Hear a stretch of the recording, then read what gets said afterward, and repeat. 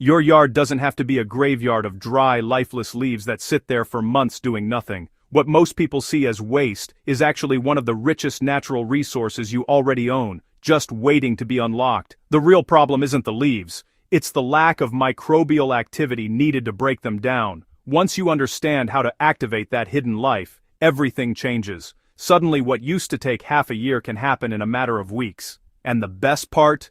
You don't need expensive compost starters or synthetic boosters. You can trigger the entire process using simple ingredients sitting in your kitchen right now.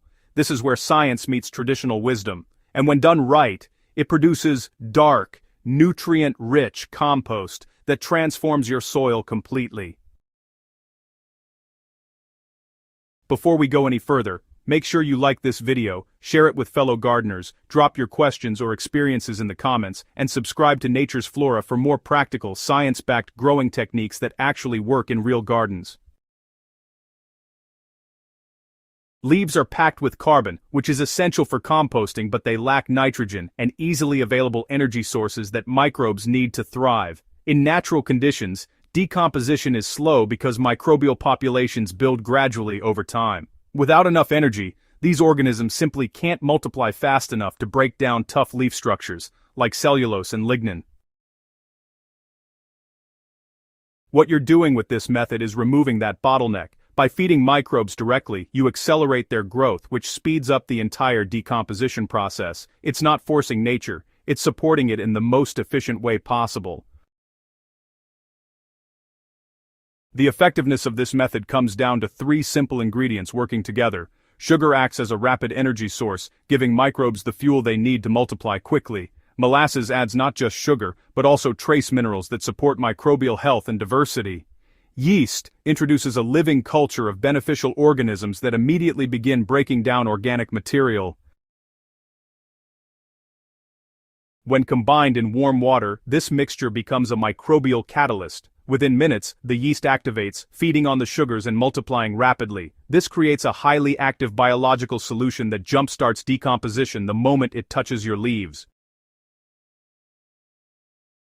To create one batch, mix 1 tablespoon of dry yeast, half a cup of sugar and 2 teaspoons of molasses into 4 liters of lukewarm water. The temperature matters more than most people realize. If the water is too hot, it kills the yeast. If it's too cold, the yeast won't activate properly. Aim for a comfortable warmth, similar to bath water. Stir thoroughly until everything dissolves, then let the mixture sit for about 30 to 60 minutes. When foam forms on the surface, it means the yeast is alive and active. That foam is your signal that the solution is ready to use. Spread your leaves evenly, or gather them into a loose pile. Pour the solution over them slowly, making sure all surfaces are lightly moistened. The goal is not to soak the pile, but to evenly coat it so microbes can reach every layer.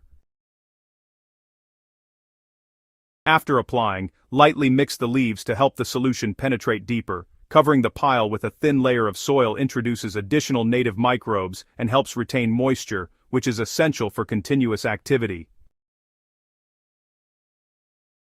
Within the first couple of days, microbial activity increases dramatically. As microbes consume the sugars and begin breaking down the leaves, they generate heat. This warmth is a clear sign that the process is working.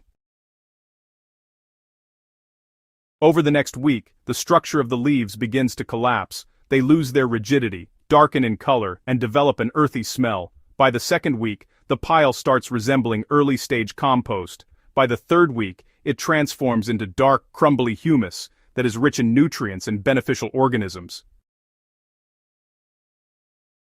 For consistent results, maintaining the right conditions is key. Moisture should feel like a squeezed sponge, damp but not dripping. Too much water limits oxygen, slowing microbial activity and causing unpleasant odors.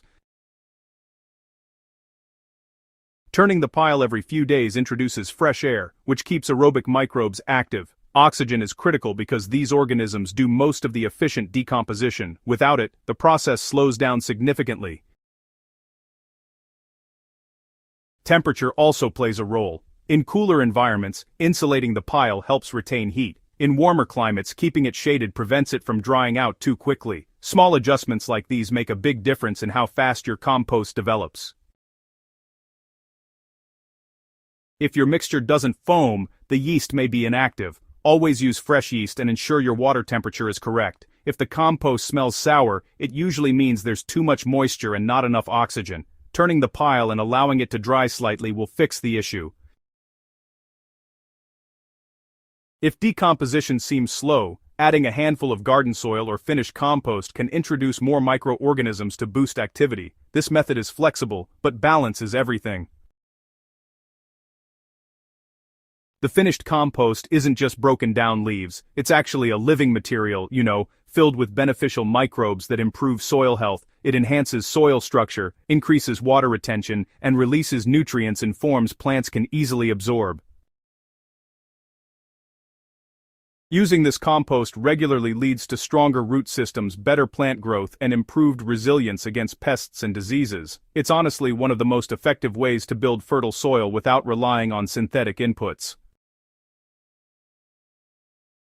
Turning dry leaves into rich compost in just a few weeks isn't a shortcut. It's really a smarter way of working with natural processes. By feeding the right organisms and maintaining the right conditions, you unlock a system that has always been there, just waiting for the right push.